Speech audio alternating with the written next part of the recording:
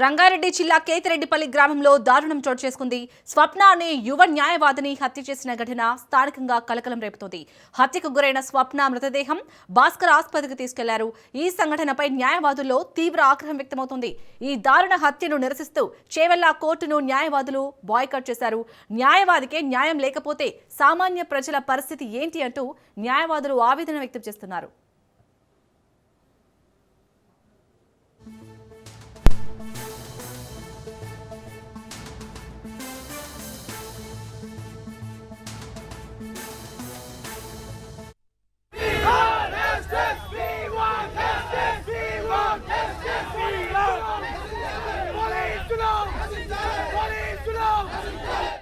రంగారెడ్డి జిల్లా కేతిరెడ్డిపల్లి గ్రామంలో దారుణం చోటు చేసుకుంది.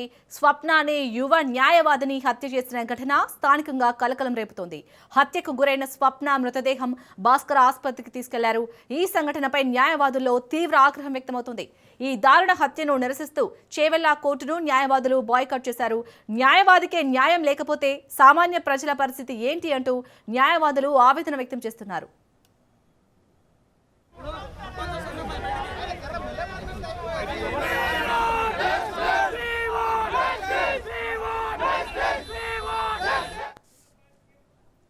ఇక ఈ దారుణానికి సంబంధించి మరిన్ని డీటెయిల్స్ ని మా ప్రతినిధి ప్రవీణ్ అందిస్తారు. ప్రవీణ్, శాలిని అయితే రంగారెడ్డి జిల్లా మోయినాబాద్ మండల పరిధిలోని కేతిరెడ్డిపల్లి గ్రామంలో చోటు చేసుకున్నటువంటి దారుణ హత్య ఘటన జిల్లా మొత్తాన్ని కలిసివేసింది. అయితే స్థానికంగా న్యాయవాదిగా పనిచేస్తున్నటువంటి యువతిని ఆమె సొంతాన్ని అత్యంత కిరాతకంగా హత్య చేసిన ఘటన సంచలనం రేపుతుంది. అయితే సమాచారం ప్రకారం కుటుంబ సభ్యుల మధ్య తలెత్తినటువంటి వివాదాలే ఈ హత్యకు కారణమని కూడా భావిస్తున్నారు. వివాదం తీవ్ర స్థాయికి చేరుకోవడంతో నిందితుడైన రాజు అయితే అన్న కత్తితో ఆమె మెడపైన దాడి చేసినట్టుగా కూడా పోలీసులు చెప్తున్నారు. తీవ్ర రక్తస్రావంతో కుప్పకూలినటువంటి ఆ యొక్క యువతిని వెంటనే చికిత్స నిమిత్తం భాస్కర్ హాస్పిటల్ కు తరలించారు. అప్పటికే ఆమె మృతి చెందినట్టు కూడా వైద్యులు జోకించారు. ఈ సంఘటన వెలుగుకు రావడంతో కేతిరెడ్డిపల్లి గ్రామం లోపల చుట్టుపక్కల ఆ ప్రాంతాల్లో ఉద్రిక్త పరిస్థితులు నెలకొన్నాయి. సంఘటన స్థలానికి చేరుకున్నటువంటి పోలీసులు పరిస్థితిని అదుపులోకి తీసుకుని వచ్చారు. మృతదేహాన్ని పోస్ట్ మార్టం నిమిత్తం తరలించారు. అయితే నిందితుడిని అదుపులోకి తీసుకుని విచారణ అయితే చేపట్టారు.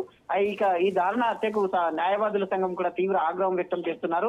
ఒక న్యాయవాదిని హత్య చేయడం ప్రజాస్వామ్య వ్యవస్థకు సవాల్గా మారిందని వారు ఆవేదన అయితే వ్యక్తం చేస్తున్నారు. దీనికి నిరసనగా చేవెళ్ల కోర్టును న్యాయవాదులు పూర్తిగా బైకాట్ చేసి న్యాయవాదుల భద్రత పైన తక్షణమే ప్రభుత్వం చర్యలు తీసుకోవాలంటూ కూడా డిమాండ్ చేస్తున్నారు. న్యాయవాదికి న్యాయం జరగకపోతే సామాన్య ప్రజలకు ఎలా న్యాయం జరుగుతుంది అంటూ కూడా చెప్తున్నారు. అయితే న్యాయవాదులు ఆవేదన వ్యక్తం చేస్తున్నారు. పోలీసులు ఈ ఘటన అత్యంత సీరియస్ గా తీసుకుని దర్యాప్తు కొనసాగిస్తున్నారు.